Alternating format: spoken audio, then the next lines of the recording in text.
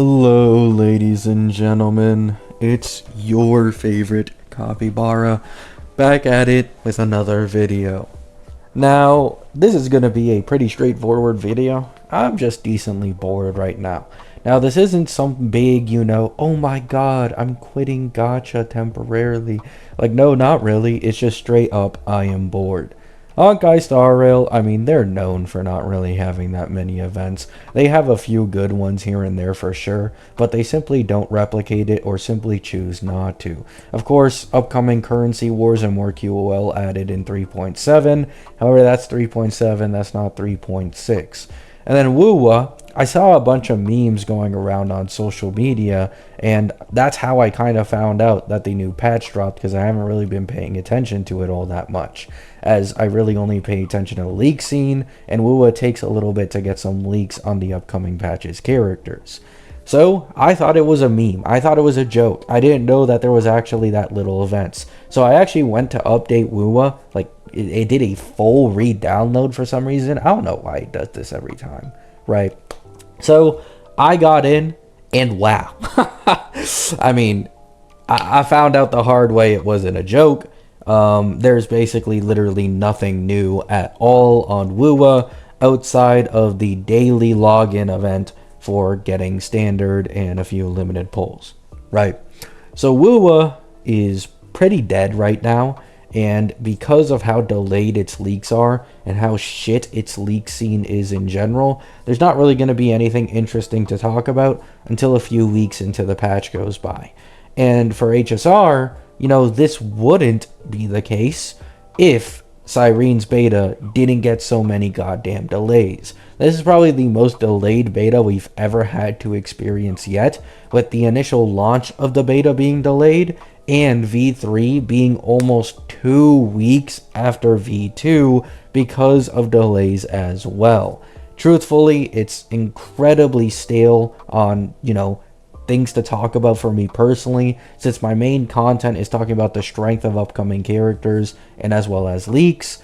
So yeah, I'm just a little bit bored right now, and personally, I don't hate it too much, right? I know a lot of people treat these gacha games as main games. However, even though I do really like to talk about and, be a part of the leak scene and the community when it comes to these gachas, I still wouldn't say I exactly treat them as main games, and especially as of late, I've been treating them more as side games, and if there isn't that many content, I simply spend more of my time doing other stuff in my personal life, or I just spend more free time watching like TV shows, movies, stuff like that, right?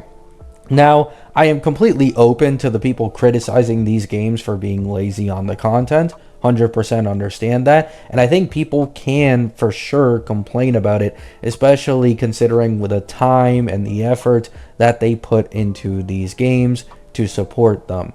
But just personally speaking, I don't care much for it. It doesn't bother me. It's just in general, there's nothing to really talk about for both of these games that I kind of main.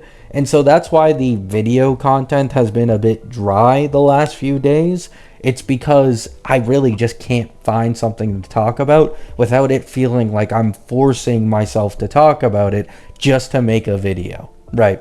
Hope you guys can understand. Cyrene beta should be on Monday, so that should give me a lot of slander videos and as well as just videos in general to talk about. The reason I'd like to wait until V3 until I talk a little more about Cyrene synergies with certain characters is because of Anaxa, right? You guys have seen I've gone, re-interested in my Anaxa account again a little bit because of Cyrene.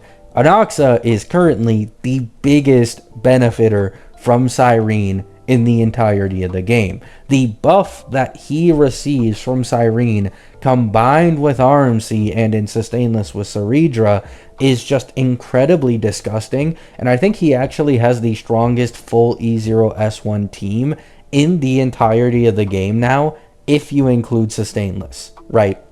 That is an insane jump. Like, you need to understand, he wasn't even in like top 5, I think, before, and now he's jumped all the way up to top 1, even against the full Cassie premium team, and it's also by a pretty decent margin. His sustain team has as well jumped to above Phanons, right? So yeah, it's really, really interesting what's going on with the Anoxa Cyrene synergy currently. It could 100% get nerfed. I don't think it's breaking any ceilings, and I want it to stay in the game. But the only reason I have a bit of an inkling it may get nerfed is simply because he's a side character, right? And I don't know if they want to make side characters that special, considering how much they go out of their way to make main push DPSs much, much stronger than kind of side ones that aren't as important, right? Anoxa being the strong is completely fine, but is it fine to the devs? That's kind of the question that we can't answer yet, and that's what we need V3 for, in my opinion. Will they nerf the buff? Will they nerf the action advance and the way it works? Or will they just keep it the same way, let it go to live, and make Cyrene basically a must pull for Anoxa? Now, personally, you guys know this kind of sucks for me because I literally only spent on E1 Tribby and E0 S1 Sunday specifically for my Anoxa, and now that's kind of gone to shit because both of them aren't supposed to be an Anoxa team, and you actually want Ceridra quite a lot for this Anoxa Cyrene synergy. But, you know, I can make it work. I feel like, you know, Cyrene, get her E0, then get Ceridra on rerun. Anoxa lasts way longer. For an E4 Anoxa that specifically my Anoxa account has, that's much, much more worth it as compared to going to his original E6 investment, which was what I originally planned to do. You guys remember, I think I talked about this a video or two ago.